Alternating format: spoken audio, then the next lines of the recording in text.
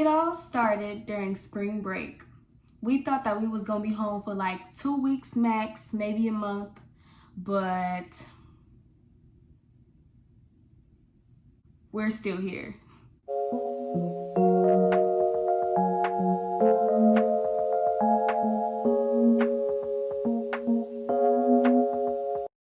Hey you guys, 2020 is taking us all for a whirlwind. I'm not at home, but as you guys can see, I'm in my dorm, and so I can totally relate right now, you guys. As you can see by my glorious title, whether you're in college or high school, I'm hoping to give you guys some tips that can get you through all of this. Hopefully you guys succeed still during this school year through all of the online schooling and regardless of everything that's going on. But let's get right into it. So number one on my list is to get to know other people in your online courses. This is probably the biggest change that we're seeing right now for those of us in school. We're used to being face-to-face for the most part, and we're used to having that interaction one-on-one where we can discuss and interact with our peers and with our professors. And though some of us are virtual, obviously that's looking a lot different now. And so the thing about it is, luckily we're all going through this together, and so even though you may think so, you aren't the only one in your online class that's probably struggling with the transition. I know a lot of college students have already taken the opportunity to do this, but a lot of them are using GroupMe for their classes. They're creating study groups. They're creating group chats, where we can communicate about what's going on, updates, homework assignments, and just where we have space to come to each other for help. And since we're all deprived of interaction, that's one of my next points, but since we're all deprived of interaction, that's probably one of the best things that you can do for yourself right now is to reach out to other people who are all going through the same things as we are. Tip number 2 that I have for you guys is to stay organized. I know that I'm not the only one that feels like this, but it just seems like whenever things aren't organized, whenever things are all over the place, you just feel like you're all over the place. And so it's often hard to focus and get things done. And especially during this time when things are already out of whack and we can't really, go with the flow of our normal schedules, it's so important to keep yourself tidy or just keep yourself planned out, keep yourself organized and together so that we can function. This might look different for everybody. So myself, I like to keep to-do lists. I like to block off my calendar. But for you might want to, go get a planner and maybe write in everything that you have to do, your obligations and all your homework assignments even. Some people, they might want to set phone reminders. That works a lot for some people so that you can remember the things that you have to do. It's really subjective, but just whatever makes you feel better about your schedule and everything that you have to do, and whatever doesn't, make you feel flustered and keeps you organized, that's the way to go. Tip number 3, y'all, is so important, and I'm excited to talk about it because I'm thankful and it's been getting a lot of attention in the media. Number 3 is to practice self-care, or just take care of your mental health. Y'all, this doesn't have to be some cookie cutter, flower petal bath stuff, It's just whatever makes you feel rejuvenated and de-stressed. Self-care is another one of those things that probably looks different for everybody. So self-care for you could be taking a relaxing bath or going out for a spa day, but it could also be exercising, taking a nature walk, going out to eat. It could be binge watching my videos. Click the red button below. Anyway, it could be reading, it could be going shopping, or even, y'all, something as simple as laying in the bed and watching Netflix or doing completely nothing at all.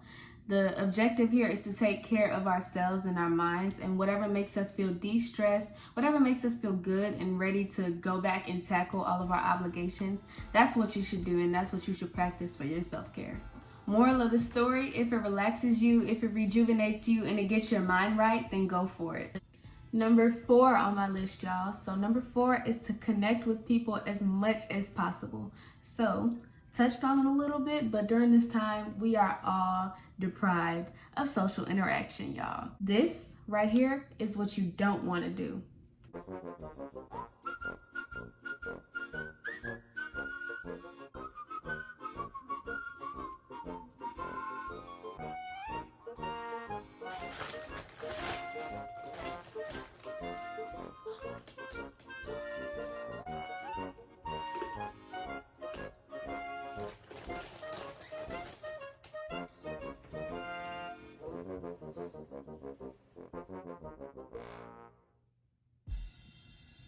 All jokes aside, for real, y'all, like during this time right now, so many of us, or I could almost say most of us, are struggling and are being stripped completely of the opportunity to interact with other people.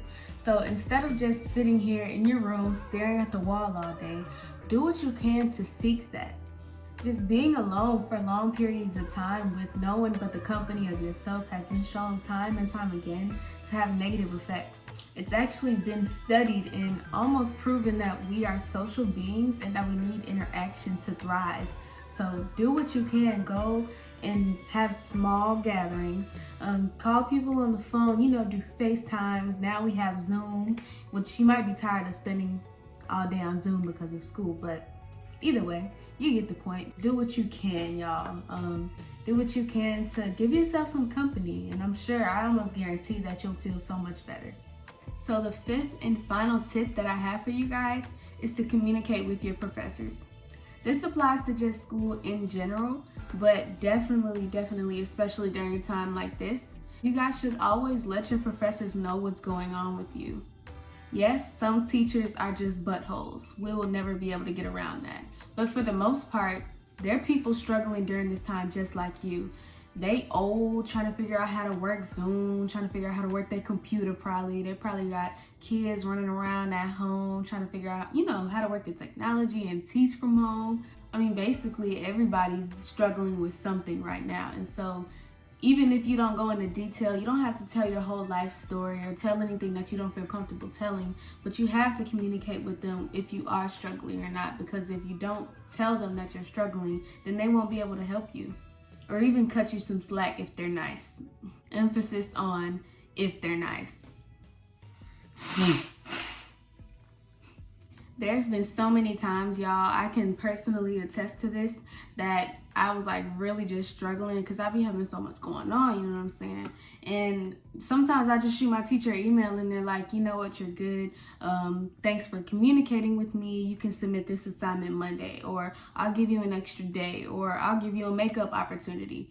And so closed mouths, like they say, y'all, closed mouths don't get fed. That is all that I have for you guys for this video. Of course, there will be more. I wish you guys the best with this crazy online school thing all around the world that's going on. You guys stay safe. Y'all already know the likes. Wash your hands, wear your masks, all of that good junk. Until the next one, thank you guys for watching.